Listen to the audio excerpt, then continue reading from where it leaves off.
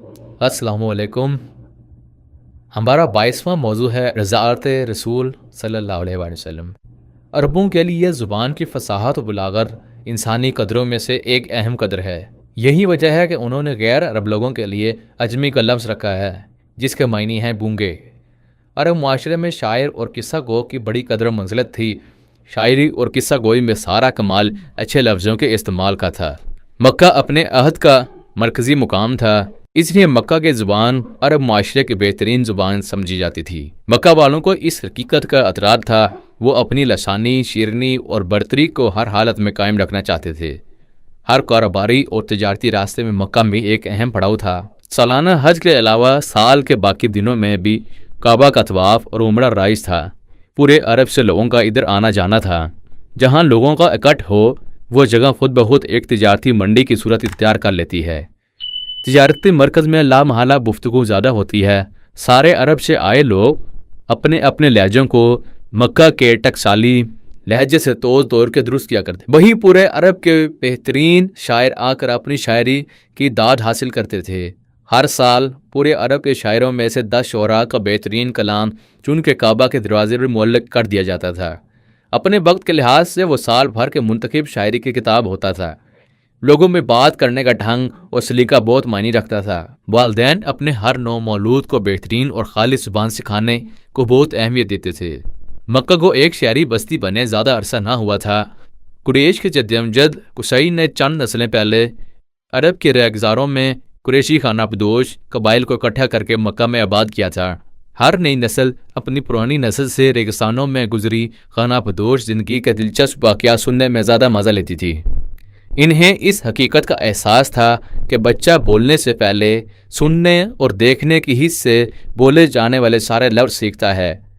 शहरी और कस्बाती माहौल में थोड़ी सी जगह पे ज़्यादा लोग मिल के रहने लगते हैं। इस वक्त मक्का भी ऐसा ही था।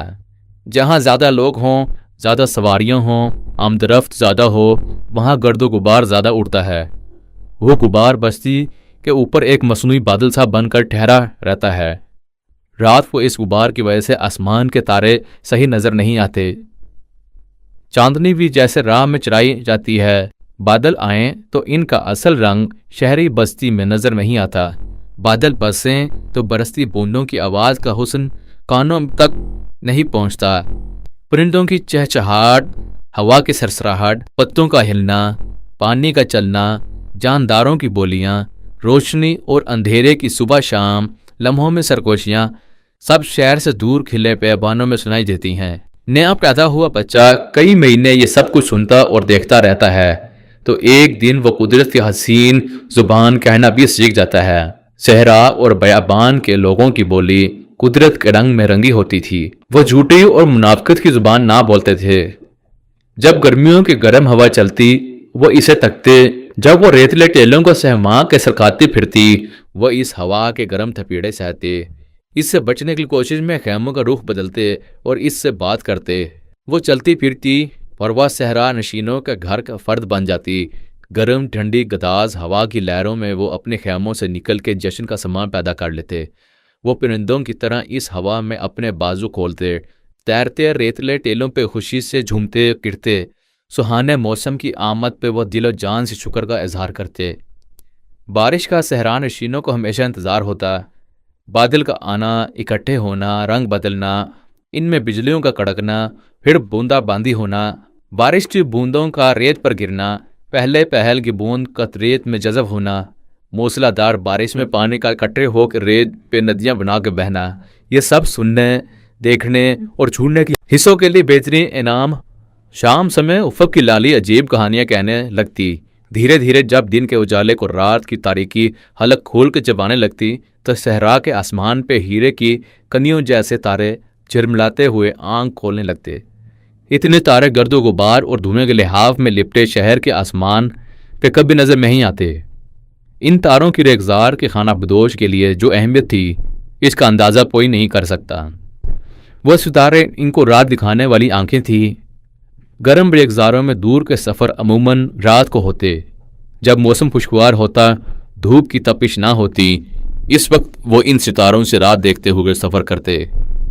ऊँटों के काफले में اونٹوں کے پیروں میں گھنگرو بندھے ہوتے، اونٹ پہ سوار مسافر اونٹ کے پیروں کی بازیبوں کے تال پہ کسی حسین دھن پہ کوئی نغمہ گنگنائے جاتا، سفر کٹتا جاتا۔ شہر میں ادھر ادھر سے آئے ان گنت لوگوں کی وجہ سے نئی نئی بیماریاں بھی ادھر آ جاتی، جراثیم اور وائرس کہنے کو بعد میں دریافت ہوئے، مگر مکہ کے لوگوں کو اس حقیقت کا احساس تھا۔ وہ اس حقیقت سے بھی آشنا تھے کہ شیر خور بچوں میں قوت مدافعت بڑوں کی نسبت کم ہوتی ہے۔ چھوٹے بچوں کو معتدی بیماریوں سے بچانے کے لیے ان کا تجربہ انہیں بتاتا تھا کہ بچوں کو زندگی کے پہلے چند سال ایسی پراگندہ فضا سے دور پاکیزہ صاف ماحول میں پالا جائے۔ عرب کے قبائلی خاندانی نظام میں ہر قبیلے اور خاندان کی مجبوری اور ضرورت تھی کہ وہ اپنے لوگوں کو دوسرے قبیلے کے لوگوں سے قریبی تعلق قائم کرے۔ یہ قائم کیا ہوا تعلق ہر قبیلے، خاندان اور فرد کے لیے اس نظام میں ایک اضافی تحفظ کا احساس دیتا۔ قبائلی افراد کی آپسی چفکلش یا لڑائی کی صورت میں ایسا تعلق بہت کام آتا۔ وہ خون کے رشتے کے بعد جس رشتے کو اہمیت دیتے وہ دودھ کا رشتہ ہوتا تھا۔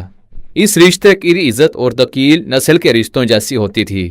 عرب کے وہ لوگ اس قدیم عہد میں بھی اس حقیقت کو جانتے تھے کہ نو مولود بچے میں اعلیٰ اقدار پیدا کرنے میں اس کے والدین کی طرف سے ملی منفرد خصوصیات کے علاوہ بہت سی قدریں شیرخواری کے زمانے میں بچوں کو ملے دودھ کی توسط سے ملتی ہیں۔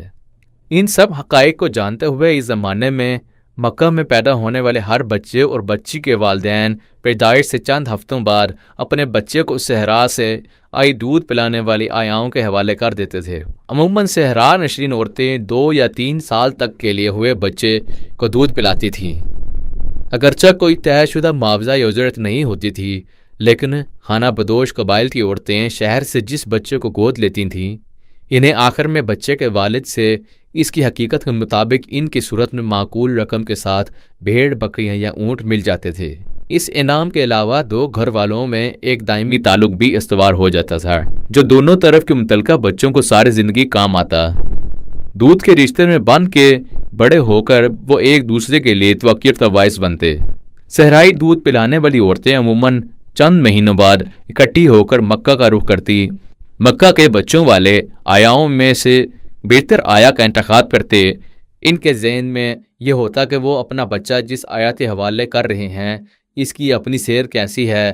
جسمانی سیر کے علاوہ معاشی حالت ظاہر ہے، ہر ماں اپنے بچے کو کسی دوسری عورت کے حوالے کرتے ہوئے اس کا سراپا، اس کے کپڑے، اس کی سواری، اس کا رکھ رکھاؤ سب پر نظر رکھ کے فیصلہ کرتی۔ ہر ماں یہ سوچتی کہ وہ جس بچے کو بچہ حوالے کر رہی ہے وہ بیمار تو نہیں کہ میرا بچہ بیمار کر دے، زیادہ غریب تو نہیں کہ میرا بچہ بھوکا مار دے۔ آیاؤں کو بھی انتخاب کا حق تھا۔ وہ بچہ گود لینے سے پہلے یہ دیکھتی کہ بچے کے باپ کی مالی حیثیت کیا ہے۔ عورتیں تو عموماً اپنے مردوں پہ ہی انحصار کرتی تھیں، اس لیے ہر آیا کو گود لیے بچے کے حوالے سے بچے کے باپ سے 2-3 سال بعد انعام و اکرام کی صورت میں معقول معاوضے کی امید ہوتی تھی۔ بچے کے خاندانی پس منظر کے حوالے سے بھی اس بچے کے مستقبل کا اندازہ ہوا کرتا تھا۔ رسول خدا صلی اللہ علیہ وسلم کی پیدائش کے چند ہفتوں بعد بنی سعد کے خانہ بدوش قبیلے سے 10 شیر خوار بچوں کی مائیں اپنے خامدوں کے ساتھ اپنی اپنی سواریوں پہ چڑھی مکہ آئیں۔